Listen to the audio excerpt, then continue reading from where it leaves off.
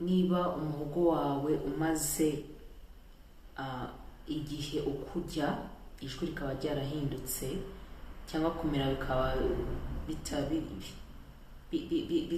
bitacyoroshye, ibimenyetso ntubyirengagize, bishobora kuba ari ibimenyetso bya kanseri yo mu muhogo. Ubundi ni kanseri akenshi idakunda kuvugwaho cyane cyangwa se abantu benshi bashobora kuba batazi, ariko iyi ni kanseri ibaho cyane kandi ihitana umubare mwinshi w'abantu. Rero uyu munsi tugiye kuganira ku bimenyetso bya kanseri yo mu muhogo. Na kanseri urumva nawe nyine niba afashe organ yo mu muhogo.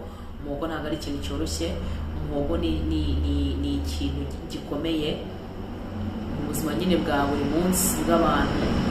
Ubwo iyo utameze neza ubwari ko mu gifu ntibimera neza, even no mu kanwa ntabwo biba bimeze neza. Rero umuhogo ni organ, ni link nziza y'akanwa n'igifu. Rero reka turebe ku bimenyetso byakwereka ko ufite kanseri yo mu muhogo. Hari ukubabara mu muhogo by'igihe kirekire.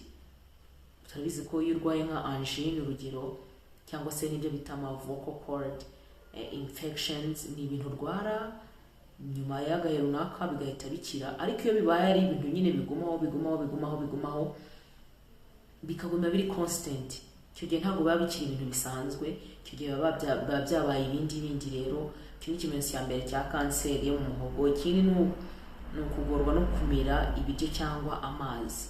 Urumva urwaye umuhogo, mu kanwa ni hazima, urariye ushaka kumira, ariko kubera ko umuhogo atari muzima nyine ntabwo byakunda, ko umuhogo ni link y'akanwa n'igifu. Rero iyo bitangiye kujya bigorana kumira ibiryo cyangwa amazi, tayari ubwo uri muri stages zikuze nini za kanseri y'umuhogo.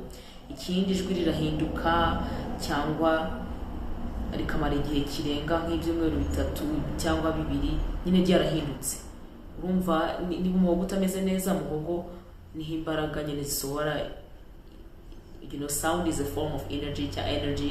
Nyine ijwi ni nka forme y'imbaraga, kinyarwanda siko nabisobanura, ariko ni uruhurirane rw'imbaraga.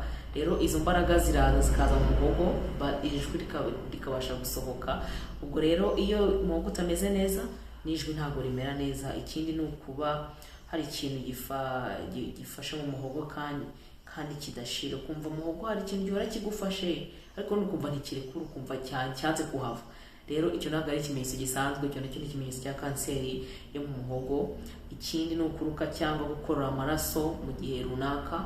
Hari igihe abantu babifata nk'aho ari ibintu bisanzwe, ukaburutsa amaraso ukavuga uti wenda nshobora kuba narutse, uko narutse nkaba nikomerekeje, wenda ibyo navanye mu nda bikaba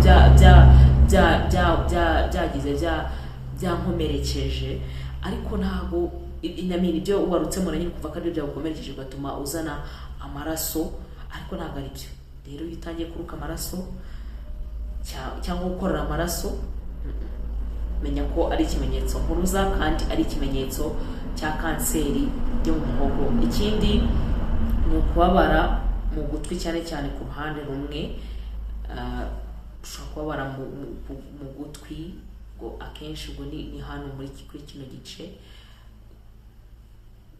kandi akaba ari n'ibintu bitari kuba nyine ngo bibe ngo birangira, akaba ari ibintu biri kuba continuing cyangwa se ari ibintu biri gukomeza. Rero icyo gihe uri kubabara urwo ruhande rumwe rw'ugutwi, ubwo nabwo nyine uburwaye. Ikindi ni ukugira ikibyimba mu ijosi kubera kubyimba kwa lymph node. Ubwo ni ukugira ikibyimba mu ijosi kubera tuno tuntu two mu nkanka, cyangwa se turiya tuntu tubiri tuba twumva two mu nkanka, cyane turiya tuboro hari utu tuntu two mu nkanka mwene hano mu ijosi. Rero iyo twabyimbye ubwo iba yageze kure. Ubwo kandi ugomba kumenya ko iba yageze kure. Ikindi ni ukugabanuka kw'ibiro. Iki cyo maje gushobora ko ari bimwe mu bimenyetso bikomeye cyane bya kanseri, kugabanuka ibiro no kubura apeti, sometimes no gukorora, no kuruka, ni ibintu bikomeye cyane. Ikindi ni guhumeka bigorana cyangwa guhumeka bitera urusaku, cyane cyane iyo indwara nyine yakomeje cyangwa se yakuze. Ubundi guhumeka nyine igikorwa kibaho nyine kibishaka, ni igikorwa gisanzwe. Ariko iyo watangiye kugira difficulties cyangwa se gukomererwa no guhumeka, nanone ntabwo biba bikiri ibintu bisanzwe.